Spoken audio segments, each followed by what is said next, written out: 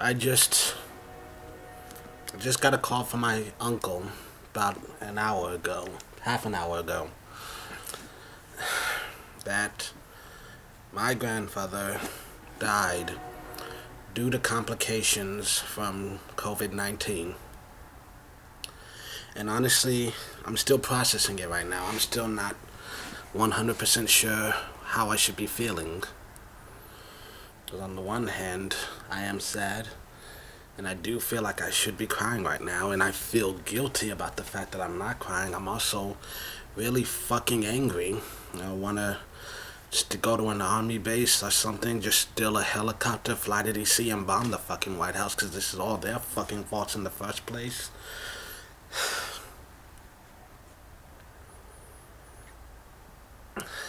Yeah, I know when this entire thing started, before it even officially reached the US, as soon as it started spreading past China and started going to Europe and Australia, and as soon as cases started hitting the US, I always knew this was a possibility.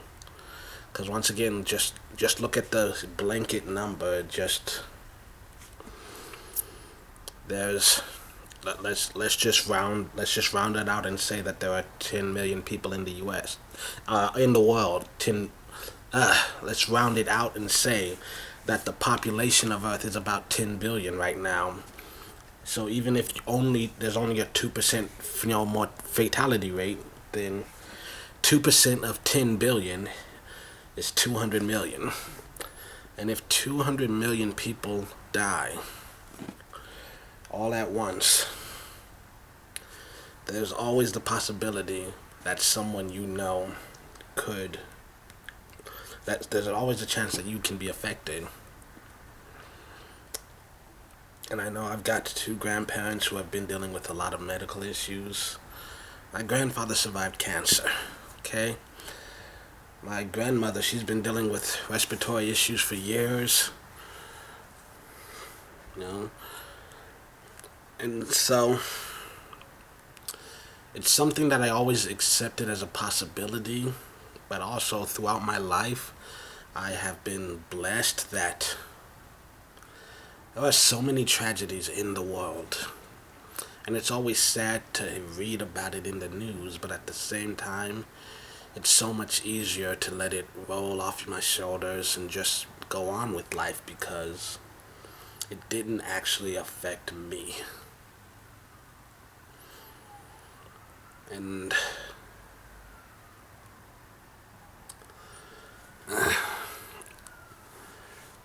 yeah, I know I'm not the only one suffering right now. There are a lot of people who are losing people they care about. And, the average everyday American, all I can say is please stay inside, because there are going to be more people dying, and there's not much we can do about that. The best way to fight against it is just to stay put. Stay inside and stay safe whenever you can. And to the fucking assholes in the government, screw all of you to hell.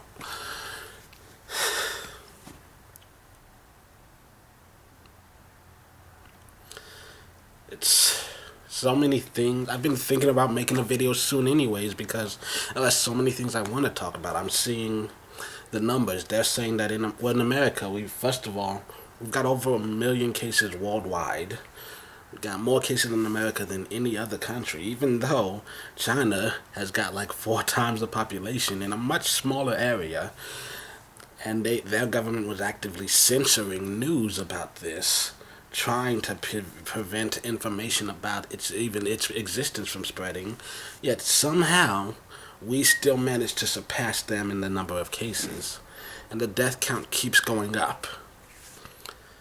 Because we had a president years ago, a black one, by the way, who he prepared for this. They had a pandemic team in place because we knew even back then that something like this was going to happen, and we wanted to be prepared just in case. And the asshole that's in there right now got rid of it, very likely for no other reason than the fact that it was created by Obama. He got rid of a task force that could have saved thousands of lives. And he ignored information. Now, our government knew about this in 2019.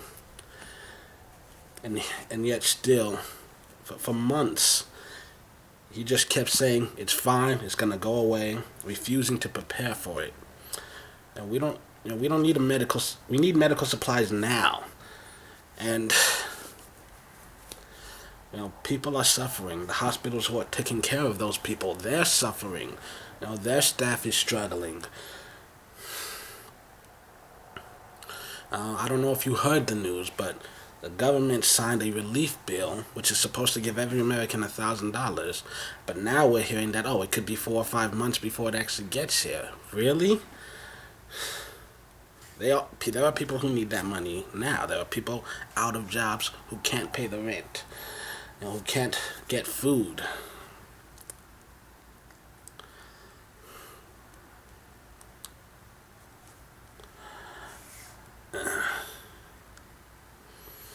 I'm seeing different countries have different reactions, because I'm trying to remember which one it was. There was one country I read about that they made it illegal to say the word coronavirus. They're heavily trying to censor it and downplay it.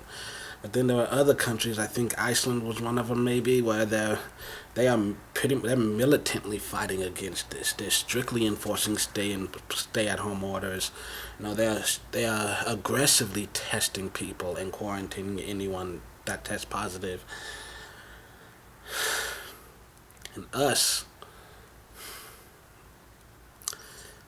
those numbers are going to keep climbing.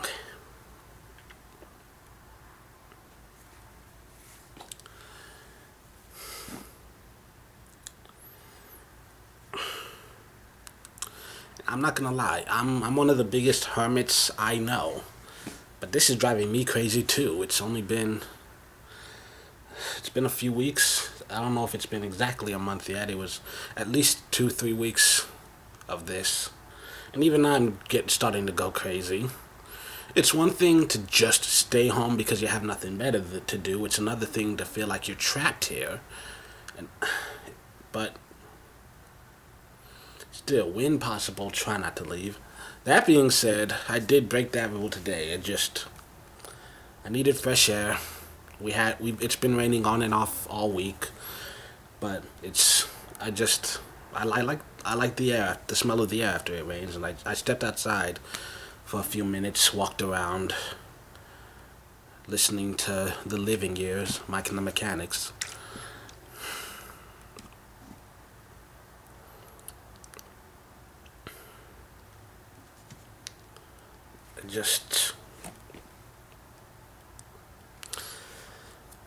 This is a lot to process, and this is a scary time for a lot of us, and if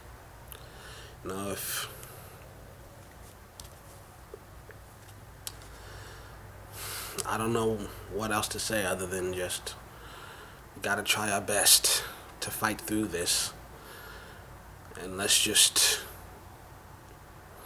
there's no way to avoid casualties in this situation, but we want to try our damn best to keep that number as low as humanly possible. So to everyone watching this, if at all possible, stay inside, stay safe,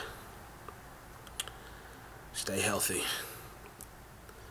Listen to medical advice and try your best to ignore everything that fucking pumpkin president we got keeps saying. Let's try to get through this.